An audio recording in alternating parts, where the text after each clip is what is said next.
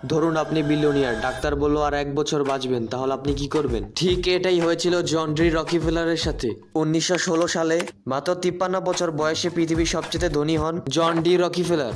জন D রকিফেলার 25 বছর বয়সে মার্কিন যুক্তরাষ্ট্রের সবচেয়ে বড় তেল শোধনাগারের মালিক হয়েছিলেন। 31 বছর বয়সে পৃথিবীর সবচেয়ে ক্ষমতাধর কোম্পানিটি পরিচালনা করেছিলেন। মাত্র 38 বছর বয়সে তার নিয়ন্ত্রণে চলে এসেছিল যুক্তরাষ্ট্রের 90% তেল সম্পদ। রকিফেলার পৃথিবীর শীর্ষে উঠে এলেন এবং হলেন ইতিহাসের প্রথম বিলিয়নিয়ার। তার সেই সময়কালের সম্পদ ছিল বর্তমানে 340 বিলিয়ন মার্কিন ডলার। তিনি 53 বছর বয়সে অনেক অসুস্থ হন, যার কারণে ডাক্তার ভেবেছিল তিনি 1 বছরে বেশি বাঁচবেন না। তা শুনে সে মানসিকভাবে ভেঙে পড়ে।